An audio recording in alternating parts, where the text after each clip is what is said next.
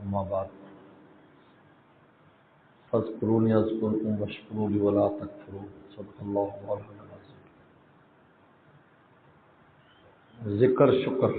اللہ نے ان دونوں کو اکٹھا بیان کیا ہے، ذکر کرو اور شکر کرو۔ ذکر کا تعلق اللہ کی ذات کے ساتھ ہے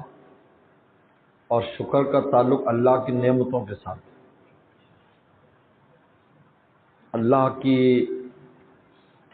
ذات میں مشغول ہونا یہ ذکر ہے، اللہ کو یاد کرنا، نماز پڑھنا، روزہ رکھنا، براہ راست جن چیزوں کا تعلق ذات الہی سے ہے وہ ذکر کہلاتا ہے۔ اس کی ابتدا زبان کے ذکر سے ہوتی ہے۔ زبان کا جو ذکر ہے یہ اس کا پہلا مرحلہ ہے، زبان سے ذکر کرنا۔ اس لیے نماز جو ہے اس کو بھی ذکر اس لیے کہتے ہیں کہ اس میں زبان کا استعمال سب سے زیادہ ہے۔ اللہ اکبر سے شروع کرو گے، السلام علیکم پر ختم کر رہے ہو، اور بیچ میں زبان ہر جگہ پر پڑھ رہے ہیں، تلاوت ہو رہی ہے، تسبیحات ہو رہی ہیں، جو اوپر اللہ اکبر، نیچے اللہ اکبر۔ حکیم علامہ تھانوی رحمہ اللہ فرماتے ہیں مومن جب خوش ہوتا ہے تو اللہ کا نام بلند کرتا ہے۔ اس لیے عیدین میں تکبیرات ہیں۔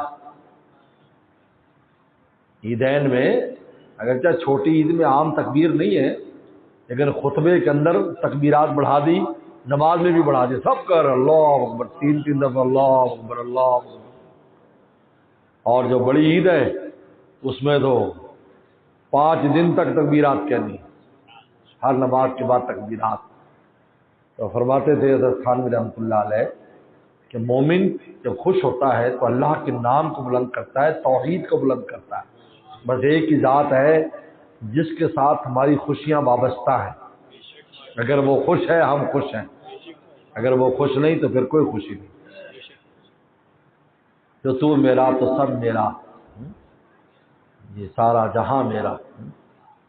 جو اگر تو نہیں میرا تو کوئی بھی نہیں میرا، زمین میری آسمان میرا۔ کل شیء اذا فارقتہ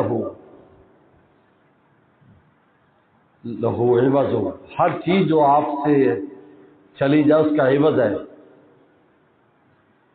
لیکن لیس للہ اذا فارقتہ من عوض، اگر اللہ آپ کے ہاتھ سے چلے گئے تو اس کا کوئی عوض نہیں۔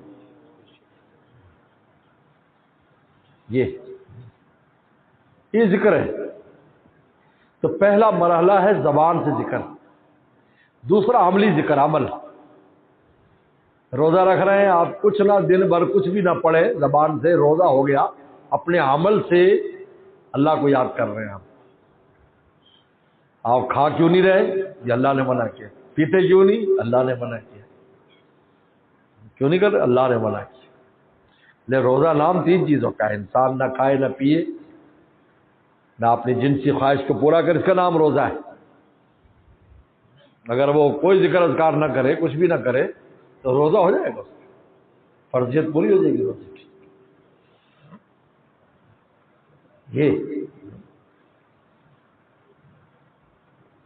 اس لیے یہ عملی ذکر ہے، انسان کے عمل سے۔ طواف کر رہا ہے، یہ عملی ذکر ہے۔ ادھر کرسی رکھی پیچھے، بیٹھنے کرسی پر جگہ ہے، بزرگوں کو وہاں بٹھا دو،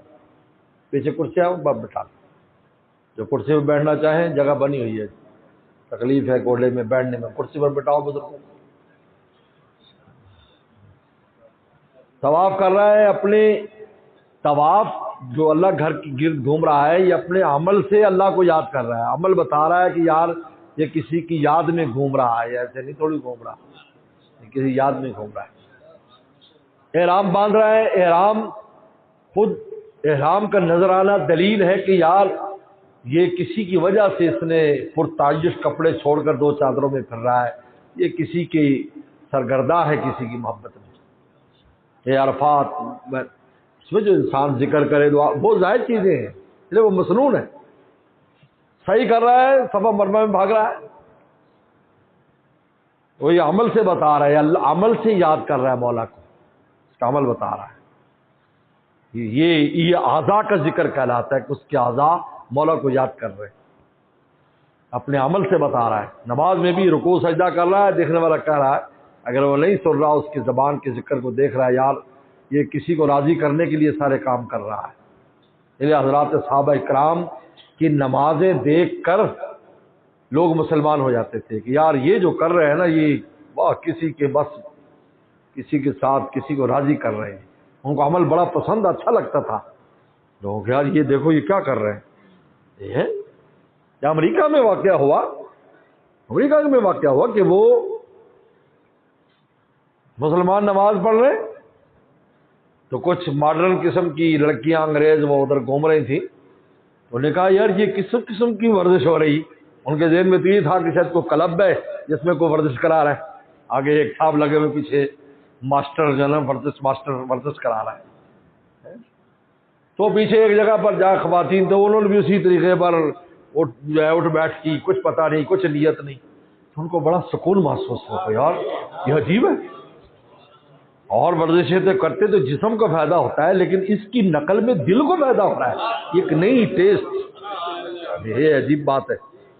یار، یہ دل پر اس کا اثر ہو رہا ہے کہ یہ دل میں ایسی پیسفل دل ہو رہا ہے، دل میں بڑا آرام اور چین سا ہے۔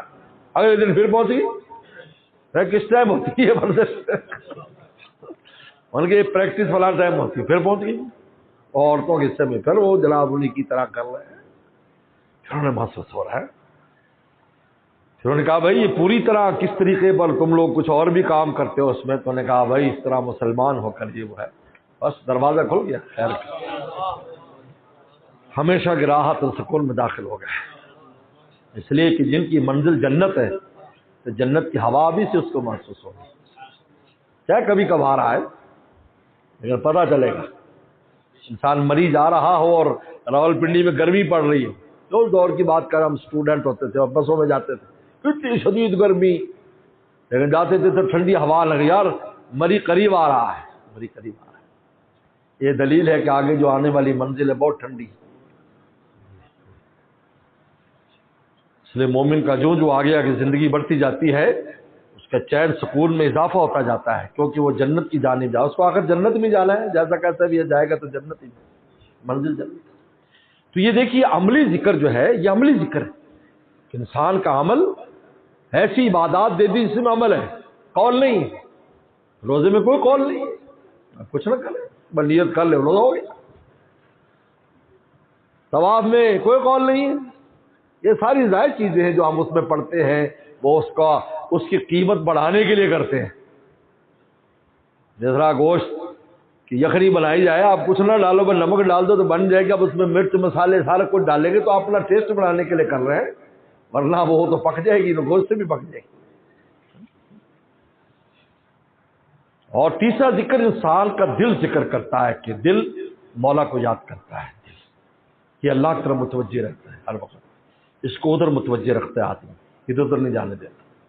ڈولنے نہیں دیتا، یہ کشتی کی طرح ادھر ادھر جاتا ہے۔ اس لیے حضرت مولانا ادریس صاحب فرماتے تھے رحمۃ اللہ علیہ، یہ دل ایسا ہے جو دریا میں چلنے والی کشتی ہوتی ہے، تو جب وہ اپنے روٹ سے لہریں اس کو ادھر ادھر کرتی ہیں تو جو ملاح ہوتا ہے، جو کپتان ہوتا ہے، وہ اس کو اسی روٹ کے اوپر واپس لے کر آتا ہے، زور لگا کر وہیں لاتا ہے اور پھر اپنی منزل پر پہنچ جاتا ہے۔ پر میں دل بھی قلب کا مطلب لیے تقلب یہ الٹتا پلٹتا رہتا ہے، مومن کا کام ہے کہ اس کو راہ طریق پر رکھے، یہ الٹتا پلٹتا رہتا ہے، یہ الٹے پلٹے کا ایسا نہیں ایک دفعہ چڑھا دیا تو آنکھیں باندھیے، کروز لگنے والے نہیں ہیں، یہ کروز سمجھ تو گاڑی والے سمجھ، جہازوں میں کروز لگا کل میں لے تو بنا رہے بس اسی چلتا رکھا بند کر لو، ایسا نہیں ہے، یہ کروز نہیں ہوگا۔ لیا تقلب من قلوب بنی آدم بے نسب الرحمان، اللہ کی دو انگلیوں درمیان جو قلب کیف شاء جیسے چاہے بدل دیتا ہے، لیکن ہمارا کام ہے۔ اس لیے حضرت خان نے بڑی باریکی کے لیے بات لکھی کہ عبادت میں دل لگنے کا حکم نہیں ہے، دل لگانے کا حکم ہے کہ لگاؤ، یعنی ادھر جائے تو لے آؤ، تم بول جاؤ پھر واپس آ جاؤ، بول جاؤ پھر واپس آ جاؤ، ہم اس کے مکلف ہیں، ہم دل کو واپس لانے کے مکلف ہیں، باقی دل لگنا وہ ایک مقام ہے، پھر انسان کو مل جاتا ہے کہ پھر وہ عبادت کرتا ہے تو اس کو خبر ہی ہوتی ہے دنیا میں کیا ہو رہا ہے،